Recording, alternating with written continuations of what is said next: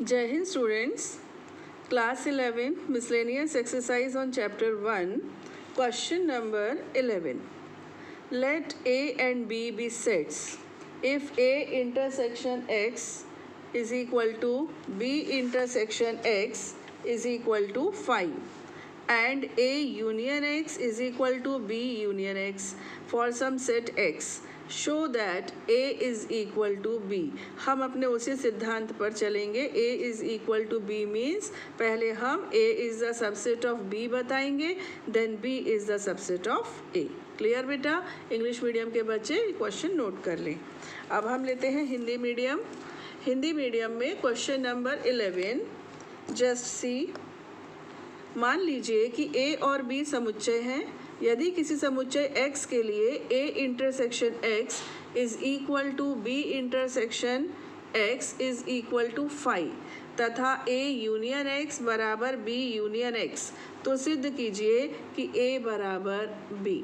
ठीक है, बहुत टाइम से हमने वो वितरण नियम जो पढ़ा था ना, डिस्ट्रीब्यूटिव लॉ, उसका यूज़ नहीं किया है, तो उसका अब समय आया है, अब हम उसको यूज़ करेंगे। बेटा देखना ध्यान से, ठीक है। ये मैंने प्रिपरेशन करके रखी है, थोड़ी सी दिया है। It is given that a intersection x is equal to b intersection x is equal to 5। और क्या दिया है? और ये दिया है कि a union x is equal to b union x। ठीक है, और आपको प्रूव क्या करना है? आपको प्रूव करना है कि a और b इक्वल हैं।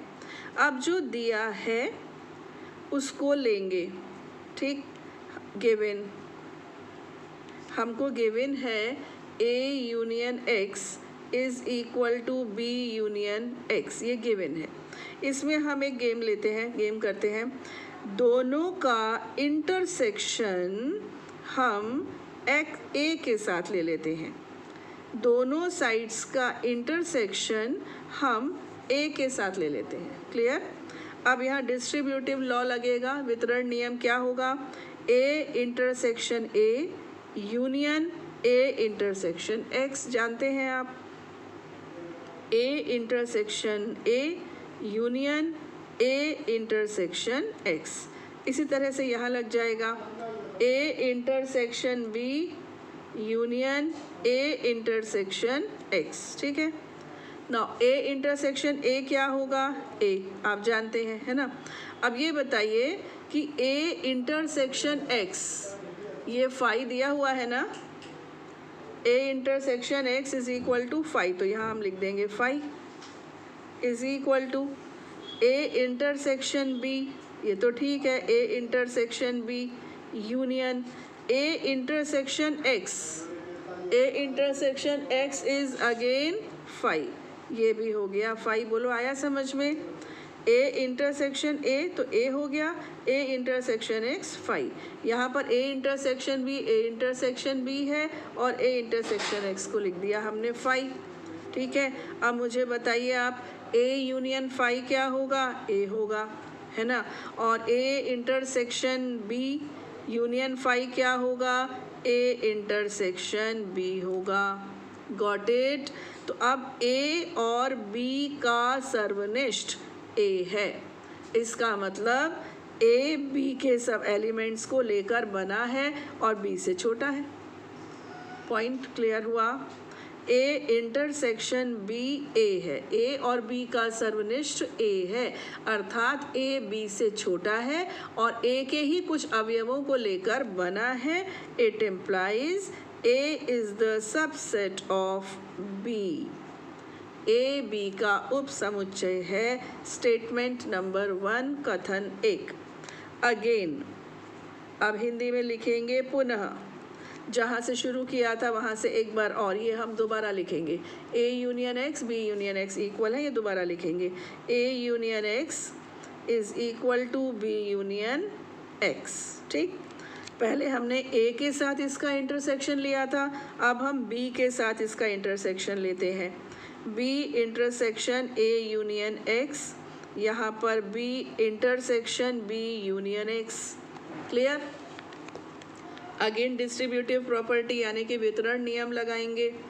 b इंटरसेक्शन a, ये रहा, यूनियन b इंटरसेक्शन x। ठीक है, is equal to B intersection B union B intersection x.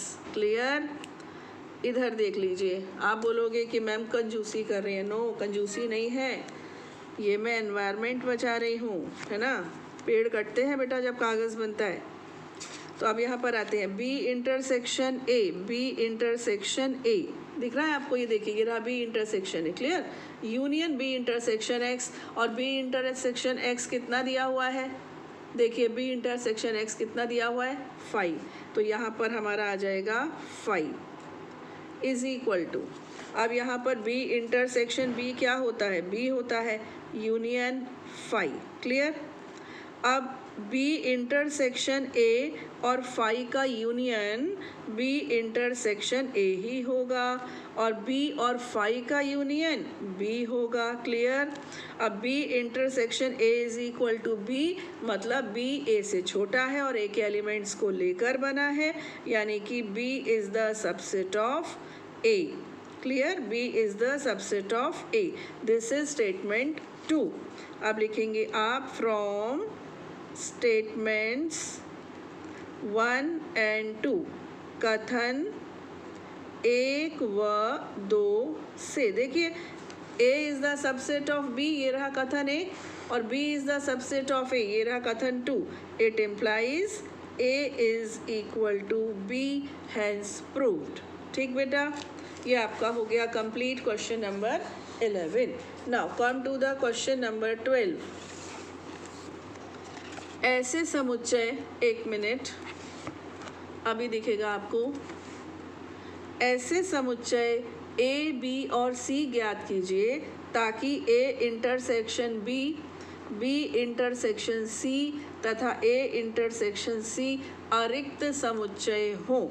अरिक्त मतलब फाई नहीं हो, कुछ ना कुछ एलिमेंट उनमें ज़रूर हो। और फिर बताइए कि तीनों का इंटरसेक्शन लेंगे तो फाई आएगा, मतलब इसमें कुछ होगा, इसमें कुछ होगा, इसमें कुछ होगा, लेकिन जब हम तीनों का इंटरसेक्शन लेंगे तो फाई आएगा। तो इसमें हम क्या करेंगे बेटा, इसमें हम एग्जाम्पल लेंगे जो हमारे क्वेश्चन को ईजी कर देगा। यहाँ पर इंग्लिश में देख लीजिए, क्वेश्चन नंबर 12। रेडी? ये देखो, find sets A B and C such that A intersection B, B intersection C and A intersection C are non-empty sets and A intersection B intersection C is equal to 5। तो इस चीज़ को बेटा हम examples से coat करते हैं। तो ये रहा आपका B, मैंने एक सेट लिया A और इसमें ले लिए एलिमेंट्स 1 2। C दिख रहा है आपको? यस, A लिया मैंने 1 2। क्लियर? बी सेट में ले रही हूँ 2 3, और सी सेट में ले रही हूँ 3 4। Got it? अब आप चेक कर लो, ए इंटरसेक्शन बी, ए और बी का इंटरसेक्शन कितना आएगा, 2 आएगा ना, तो ये 5 तो नहीं है, बात सही है। बी इंटरसेक्शन सी लिया तो ये आपका आएगा 3, ये भी 5 नहीं है, नल सेट नहीं है। और फिर आप लेते हैं ए इंटरसेक्शन सी, तो ये भी ये नल सेट आ रहा है। तो यहाँ पर हम एक काम करते हैं, 1 2 5 ले लेते हैं। ठीक है, तो यहाँ पर ए 1 2 4 ले लेते हैं, सॉरी 1 2 4। तो ये ए इंटरसेक्शन सी लिया तो ये कितना आ गया 4, और ये भी अब 5 नहीं है।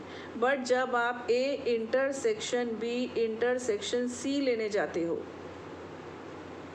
कुछ भी नहीं है। देखो 1 तीनों में से किसी में भी नहीं है, 2 इन 2 में है बट इसमें नहीं है, 4 इन दोनों में है बट इसमें नहीं है, 3 इन दोनों में है बट इसमें नहीं है, तो ये आ गया, है ना। तो ये पॉसिबल है, ये पॉसिबल है। तो इस तरह से आपका क्वेश्चन नंबर 12 मैंने एग्जाम्पल्स के सहारे करवा दिया। Now come to the question number 13। First you must see in English. Question number 13, here it is. In a survey of 600 students in a school, 600 बच्चों को सर्वे किया गया। 150 students were found to be taking tea and 225 taking coffee. 100 were taking both tea and coffee. Find how many students were taking neither tea nor coffee. Okay, सो इसको हिंदी में देखते हैं। Question number 13, किसी विद्यालय के 600 विद्यार्थियों के सर्वेक्षण से ज्ञात हुआ, एक मिनट, ये देखिए, किसी विद्यालय के 600 विद्यार्थियों के सर्वेक्षण से ज्ञात हुआ कि 150 विद्यार्थी चाय, 225 विद्यार्थी कॉफ़ी तथा 100 विद्यार्थी चाय और कॉफ़ी दोनों पीते हैं। ज्ञात कीजिए कि कितने विद्यार्थी न तो चाय पीते हैं और न कॉफ़ी पीते हैं। तो ये मैंने यहाँ पर इसकी भी प्रिपरेशन की हुई है। टोटल पीपल सर्वेड और total students surveyed 600, tea lovers are 150, coffee 225, दोनों को पसंद करते हैं वो है 100। तो सबसे पहले मैं अपना ए यूनियन बी यानी कि टी यूनियन सी में निकालने जा रही हूँ। ये आपको फॉर्मूला याद होगा, N T plus N C minus N T intersection C, ये फॉर्मूला होता है, ठीक है ना। तो ये हो गया N T union C. N T is 150, N C is 225 and it is 100। तो ये आपका हो गया 375 minus 100, that means 275। Got it. ये क्या है? टोटल, जो आइदर टी और कॉफ़ी कुछ ना कुछ वो ज़रूर पसंद करते हैं, ठीक। अब वो बच्चे या वो स्टूडेंट जिनका भी सर्वे हुआ जो कुछ भी पसंद नहीं करते, तो आपको याद है वो मैंने आपको बताया था अपने किसी वीडियो में कि टी यूनियन सी का कॉम्प्लीमेंट, यानी टोटल स्टूडेंट्स कितने थे? 600 में से 275 बच्चे ऐसे हैं जो आइदर टी और कॉफ़ी और बोथ लाइक करते हैं। तो बचे कितने जो कुछ भी लाइक नहीं करते, उनको नहीं पसंद है ये चीज़ें, वो कोल्ड ड्रिंक पीते हैं। इनको आप सब्ट्रैक्ट कर दीजिए, ठीक है ना।